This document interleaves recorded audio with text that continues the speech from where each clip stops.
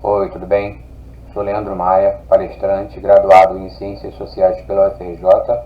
Agradeço por sua presença aqui no meu canal e já te peço para você verificar, conferir a sua inscrição, se você ativou o sininho das notificações, e já te peço para você deixar sua curtida, compartilha o vídeo aí nas redes sociais e depois também deixa seu comentário aí a respeito do vídeo.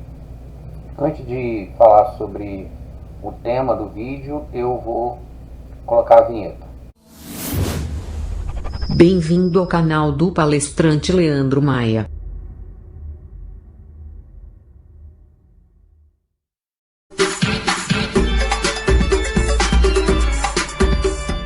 Bom, vou falar aqui brevemente mesmo sobre esse tema, que acredito que seja sempre importante. As questões sociais que vira e mexe, elas estão sempre vindo à tona por conta de algum fato, alguma notícia, algum episódio. Às vezes, infelizmente, episódios trágicos. A questão é o armamento. Desarmamento, ou na verdade, algo que muitos defendem, o direito ao cidadão comum, né, a ter uma arma de fogo para a defesa pessoal. Eu não sou contra que a pessoa tenha o direito, se ela tiver condições financeiras, psicológicas, né, de ter uma arma, desde que ela cumpra todo o procedimento legal, burocrático, curso de tiro, avaliação psicológica e tudo mais, dentro da legalidade. Com certeza eu não sou contra.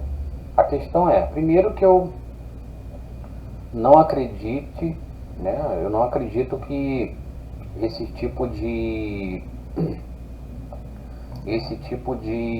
controle, de fiscalização, ele é efetivo e realmente acontece de forma a impedir pessoas despreparadas, desequilibradas, a portarem uma arma de fogo, ainda que de forma legal.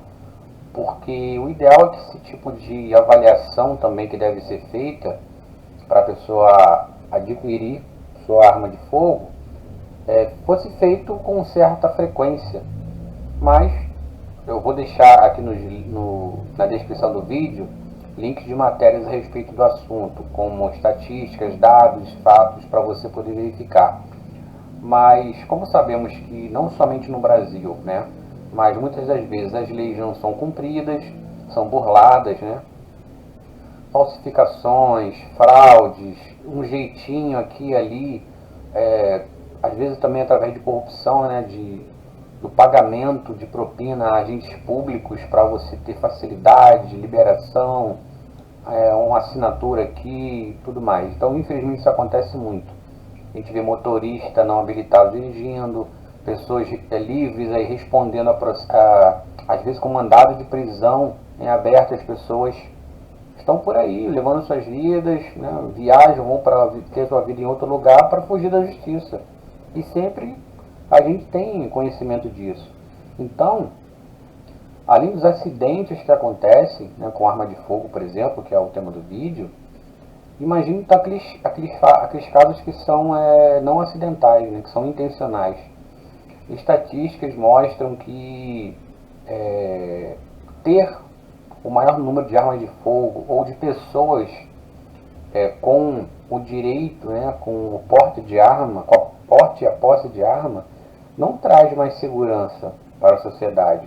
Muitas das vezes nem para a própria pessoa, pelo contrário. Consta em dados estatísticos de que quanto mais armas em circulação, aumenta a violência. Por quê? Muitas dessas armas, primeiro ponto, são furtadas, né, em assaltos, em roubos, etc. E tem aquelas armas que, na mão de pessoas despreparadas, né, porque nós somos seres humanos, somos pessoas muitas das vezes assim, emotivas, que não têm domínio próprio, não tem um controle, né, das suas emoções. Então, em uma briga, em um desentendimento familiar, pessoal, ou no trânsito, em qualquer lugar, sempre a gente vê, né, um noticiário, alguém que saca a arma e atira, né? As pessoas se alteram muito facilmente. Hoje em dia, principalmente, né, o nível de estresse da sociedade é muito grande. Então, num conflito que tempos atrás talvez as pessoas iriam discutir mais ou até partir para agressão física, se a pessoa tem uma arma de fogo, ela vai pegar a arma e vai utilizar. Ela não vai refletir. Claro, muitas pessoas têm esse domínio, obviamente, não estou querendo dizer que todo mundo tem uma arma, vai sair no momento de um conflito qualquer, vai usar a arma. Óbvio que não. Mas o número dos casos de incidentes de forma de fogo é muito grande. Tanto nesse âmbito que eu estava dando, de alguém estar em qualquer tipo de ambiente e num desentendimento, se a pessoa já se estressa, ela tendo uma arma de fogo, a chance dela pegar a arma para descarregar sua raiva, sua ira é muito grande. A gente sempre vê isso.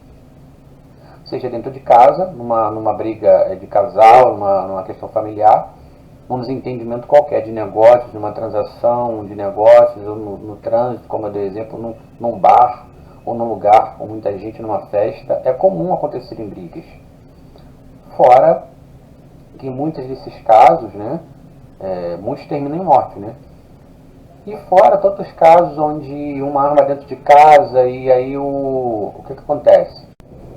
Infelizmente, muitos são os casos de uma criança ou até de um adolescente, jovem, não somente um adulto também, claro, mas estou dando exemplo de uma criança que pega, descobre na gaveta do armário, em cima do guarda-roupa, a arma do pai que deixou, leva para a escola para mostrar para mim, enfim, acontecem incidentes, fora muitos casos de assassinatos em série, acontece muito comum acontece mais em escolas e principalmente nos Estados Unidos, onde um jovem, muitos desses casos, um jovem que sofreu bullying durante muito tempo e aí sofre, né, aquele trauma e fica transtornado e aquilo faz um grande mal, né, psicologicamente falando. E muitos desses casos acontece isso, do jovem arquitetar uma vingança de alguma maneira para ir à forra, né, para poder desabafar, né, daquilo tudo que ele sofre. Ele pega uma arma, muitas das vezes a arma que era do pai, muitas das vezes essa arma é uma arma legal, comprada, registrada, às vezes desviada, comprada no mercado paralelo, sem registro, enfim. E acontecem as tragédias, né? Ou seja, além das tragédias que também podem acontecer, mesmo com pessoas habilitadas, portadoras da arma corretamente, que sejam caçadores, colecionadores, enfim, que trabalhem nessa área, que necessitem ter uma arma, também são suscetíveis a um destempero, né, um destemperamento emocional e usar a sua arma para matar sua esposa, companheira, enfim. Então, isso é muito sério, né? Porque ninguém está livre, né, de perder a paciência, de perder a calma, por qualquer razão. Muitos dos casos assim, ocorrem depois de uma traição, né, de não aceitar o fim do relacionamento, a vingança por alguém ter feito alguma coisa, a pessoa ter caído num golpe, numa fraude, enfim. Fora aquelas coisas de momento, né, de um desentendimento assim, e o primeiro impulso da pessoa é utilizar a arma. Então assim, eu sou totalmente favorável ao maior controle.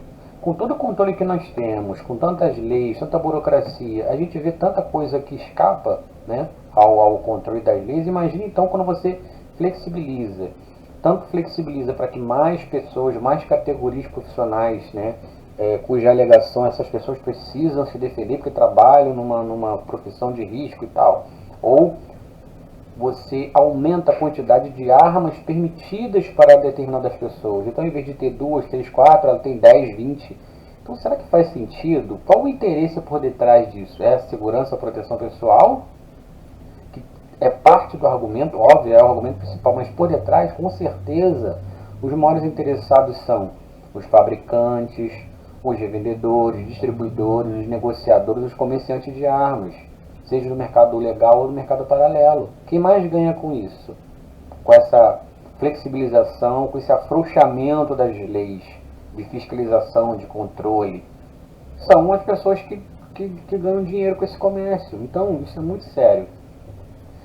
Só para deixar bem mais didático, quantos são os casos que a gente tem conhecimento pela mídia, fora os casos que não chegam à mídia, que acontecem em algum lugar e não há tempo ninguém chamar a reportagem ou faz um vídeo, acontecem sem registro, de policiais, por exemplo, além de seguranças, vigias e tudo mais, guardas municipais, por exemplo, que seriam pessoas mais capacitadas com treinamento, que sejam policiais militares, civis, integrantes das Forças Armadas, pessoas que você imagina que a princípio elas passaram por um treinamento técnico, por uma avaliação psicológica e estão sempre sendo reavaliados, ou sempre passando por aquelas reciclagens. Quantos são casos destas pessoas que são abordadas no trânsito ou até na saída de casa ou na entrada de casa, na hora de entrar ou sair da garagem, são abordados por assaltantes e são rendidos, surpreendidos e perdem sua arma, né? E vão ser assaltados ali, e quando o assaltante descobre que a pessoa tem uma arma, seja porque fez a revista ou a pessoa ameaçou reagir, essas pessoas na maioria dos casos são mortas. Então a arma traz mais perigo, mais risco à pessoa. Da mesma forma que uma pessoa assaltada, por exemplo, alguém vai levar o celular, você reagindo, a chance de ser atingido, ferido por uma arma de fogo e vir a morrer é muito maior do que quando você não reage. Claro que muitos também atiram, independente de você reagir, mas a chance, as estatísticas mostram que quando a pessoa reage, a chance é maior. Então é só você usar a lógica do raciocínio ou ir atrás das pesquisas, das informações, dos dados, dos fatos, né?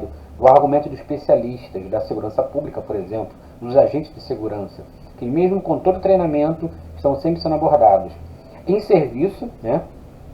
Muitos morrem em serviço porque uma arma não lhe garante uma proteção nem da sua própria vida nem de outros, porque vai depender do melhor armamento, do posicionamento, da quantidade ali, do conflito, como se dá aquele confronto entre polícia e bandido, entre milícia e polícia, entre facções rivais, enfim, que sempre sobra um tiro que acaba sendo chamado de bala perdida para uma pessoa inocente que não tem nada a ver com a situação.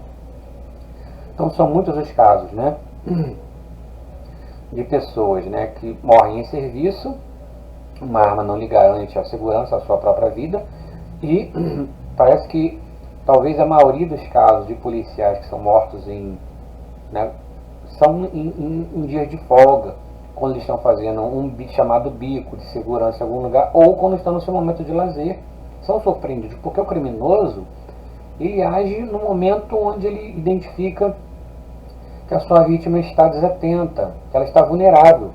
Claro que alguns são surpreendidos. Só que não podemos nos levar por alguns episódios que são exceção à regra. Um vídeo ou outro circula, claro que às vezes, sim, tanto um policial consegue reagir a tempo de escapar do crime e o bandido criminoso fugir, ou consegue reagir atingindo o criminoso, imobilizando e chamando o reforço, ou até atingindo letalmente, se defendendo, né, no caso ali de uma defesa. Mas isso são casos isolados, onde o cidadão comum em casa, no seu comércio, percebe uma situação e ele tem arma. São pouquíssimos os casos onde a pessoa consegue reagir, mas mesmo nesse caso sai alguém ferido ou morto. E não é porque a pessoa estaria cometendo um crime que a gente vai colocar isso como uma autorização, está autorizado a matar. O ideal é que ninguém morresse, né? Que ainda que crimes fossem cometidos, que as punições fossem justas, corretas, sim, severas até, mas sempre tentando preservar a vida, porque ele tem que se colocar no lugar do outro. Pessoas são vidas, são seres humanos que têm suas famílias, e mesmo que cada um tenha que pagar, sim, pelos seus crimes, nem que seja com a prisão, com a privação total da liberdade, prisão perpétua, seja o que for, mas que tenha respeitado, que cada pessoa tenha respeitado o seu direito, né, a defesa e tudo mais, né? Porque cada indivíduo tem uma história, e muitas dessas pessoas são recuperáveis, né, ainda que cometam algum deslize, né? Então isso é um caso para a gente refletir. Peço para você, se você gostou, compartilhe nas redes sociais, deixe a sua curtida, deixe um comentário também e confere aí se você já fez a sua inscrição no canal e se você ativou o sininho das notificações. Te agradeço mais uma vez pela sua audiência e presença e até o próximo vídeo.